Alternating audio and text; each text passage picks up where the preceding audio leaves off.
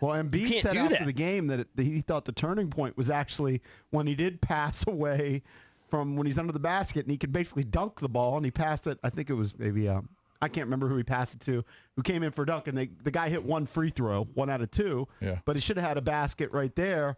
So, I mean, I think that it's getting to that point where they're starting to call him out. We didn't have the right clip. Here's what Charles Barkley said about Simmons. Interesting non-committal answer by Doc Rivers to that. No, you don't think that's an interesting answer? No, because I've told you on this show 100 times, Ben Simmons can be an all-star, but that's all he can be until he learns how to shoot. No, that wasn't the question. Yeah, but listen, that's the answer to the question.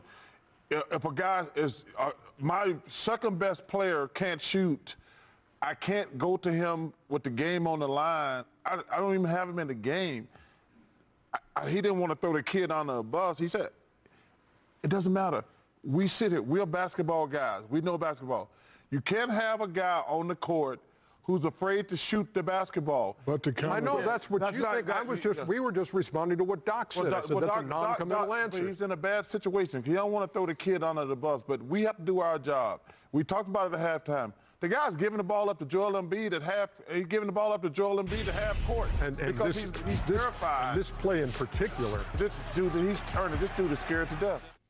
So what he's referring to is Doc Rivers was asked after the game about Ben Simmons' future, and he admitted he doesn't know if Simmons is their point guard moving forward. That's unbelievable. Here's what I'm saying. Look, I don't love the guy, and I wouldn't want to necessarily bring him in because I kind of agree with EB, speculating on his work ethic and his love of the game. He might just need a sports psychologist for 6 months. But what I'm saying is his trade value is at an all-time low. If I'm Tommy Shepard, I'm at least thinking about it. I'm thinking about it because if he does get right psychologically, his talent is so great. Like, he hasn't been able to shoot the ball, and he's still become an all-star in the league. Right. But think about the difference between his confidence and his swagger and Trae Young's. Trae Young had a catastrophic game, right, going, and then all of a sudden he hits a big shot in the fourth quarter. He kept shooting, right? Shooters shoot. We know that. But his confidence and his swagger is totally different than Ben Simmons. But I don't think they can keep that team with Simmons and Embiid together moving forward. Like, it hasn't worked. And you're the 1 seed. You have Embiid, who finished second in the MVP to Jokic, right? Yep. Unbelievable player. And Simmons, you're right. He had a good series against the Wizards. He is. But they all did. He's at a point guard. He is a mismatch for teams, but you can't just run it back. And all I'm saying is, I don't know what the Wizards have to do to get to the next level. They can't just run it back, in my opinion, and add a draft choice and just hope that Rui develops, Denny develops. Like, that's not going to get it done. And you never know what's going to happen. Beal, I think, can opt out after 1 year. You got 2 years of Westbrook. Is that this guy's trade value is at an all-time low. Now, he may end up, I don't know, he may end up just being so mentally fragile. What are you trying to say? You want us to go after him? I think you might be able to get him on the cheap. Okay. And then I don't know how cheap he is. He's He's $30 million. It's true, but you may be able to get him for not great trade value. Like, I don't know how it works. I know you don't know if you get a matchup salaries. I'm not an NBA GM. All I'm saying is you might be able to kind of steal him. Because I think the Sixers just want to dump him at this point. By the way, do we have the Shaq clip about beating his ass? Oh, we don't have that. But Shaq basically said I would beat his ass. Well, I can't believe that guy, and maybe they do, maybe we just don't see it. But I can't believe guys like Tobias and Embiid and Curry and those guys don't get in his face and say, dude, what are you doing? That's what I was saying. Why are you giving the ball up when you can dunk the ball? That's what I was saying. So he doesn't have the support system there, clearly, where guys need to just say, listen, we don't care if you make it or not. Just like Shaq said, the perfect thing. Just be aggressive. Just be aggressive. Be you. Be who got you to where you are. And we know you're not a great shooter, but then do what you do. And there was one point in the game where he was aggressive and they gave an offensive foul to him, and maybe that's, But, I mean, he's your number 2 guy on the team. And he took, 4 shots? He took 4. In a 48-minute game. And that's why, JP, I say his work ethic, because I'm going to give old examples. But Magic Johnson came in the league, wasn't a great shooter. Michael Jordan came into the league. He wasn't a great shooter. Hell, guys like Muggsy Bogues came in, Spud Webb. Those guys came into the league. I just remember them from my era when I would watch all the time. They weren't great shooters, and they became good shooters. But some guys, I don't know what it is, because we talked about this with Westbrook. Westbrook's never really become a good shooter. I don't think he reps it out enough. I'm sure he's a hard worker and works hard on maybe other things, conditioning, slashing. Yeah, but he gives you so much production everywhere else. Well, but not everybody can become a great shooter. I mean, I know not a great one, but you could become competent. Not everyone can become a great shooter. 100%. It's clearly totally agree. It's clearly, he can become better. It's clearly mental what's going on here. The Sixers turned down James Harden for Ben Simmons just a few months ago. Could you imagine if they had Harden, a healthy Harden? Okay, obviously he wasn't healthy in this series. If you had James Harden and Joel Embiid, sorry, you're winning the championship. You're winning the championship this year. Looking back on it, probably.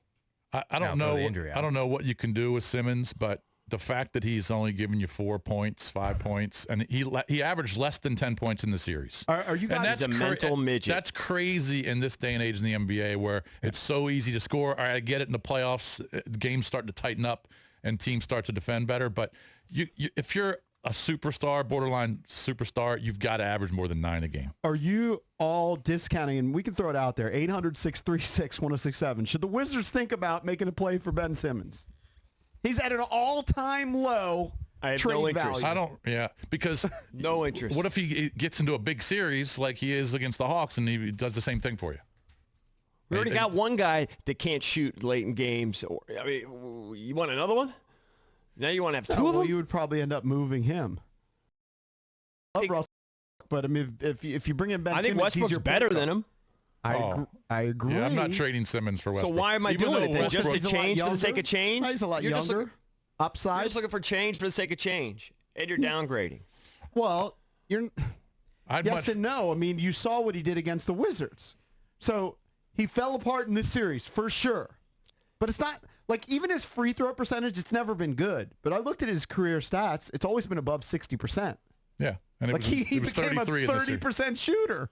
Yeah, right. I don't want him because you can't count on him. He was being guarded by Smurfs. You can't count on him. Yeah, but that happens a lot.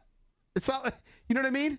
It's not like the guy averaged this year, let's see, averages almost 15 points a game. Or it's not great, but he gives you the assists. He gives you the rebounds. I mean, he actually shot 56% from the field. If I don't have to give up a ton for him, that's one thing. But if I have to give up a big name player and first round draft picks, multiple, I'm not doing it.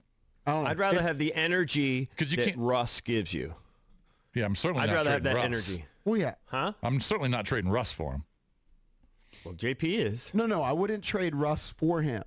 I would be on the cheap. Like, I think you could steal Ben Simmons, okay? For who? Add him to Rui or something? Not even. I'm telling you. Are you insane? You think Philly's going to give him up for second round picks? You guys are crazy if you think there's no trade value for Ben Simmons because he had a bad series. I don't think.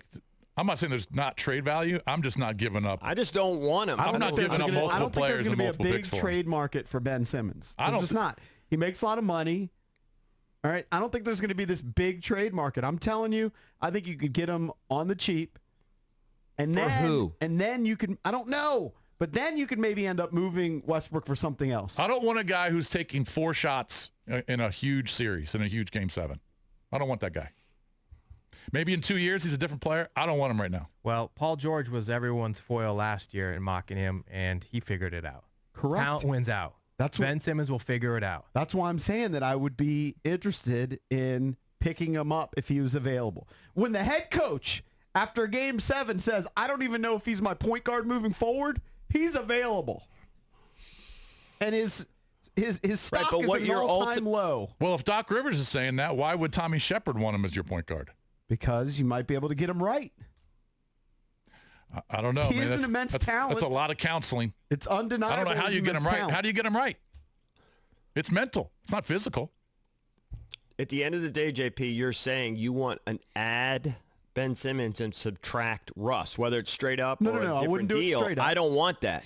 No, I don't want that. I would then move Westbrook for something of equal value. He's saying you can get him exactly. So at the net of that is you want to add Ben and subtract Russ, whether it's for somebody. I want to get better, and I think that he could potentially be a piece to get better. I like Russ's energy. But he limits Russ. If he's making $30 million. I don't know his I should look up his contract. But if he's making that much money, he limits what you can do in free agency. They'd be in the same spot. Yeah, I just don't know if it's worth it. Except that JP's saying that you could trade him for Raul Neto, and then you can you can get him for Neto and a second round pick, and you can get Ben Simmons. That's not going to happen. That's not going to happen. No, because you're going to have to trade salaries too. You can't just. It has to be Bertans and. It's kind of. There you go. Give him Bertans. They don't want that. It's Ben Simmons. They're not trading him for the Latin laser. Bertans and a first-round pick and some other number. Get out of here. That ain't happening. He's making $30.5 million. And what's his contract? Next year he'll make 33. Year after that, 35. Year after that, 37. And in 2024 and 25, he'll be making $40 million. All right, so you've got 5 years left with, let's call it $150 million. It's a lot of money. And he takes 4 shots a game. 4 shots a game.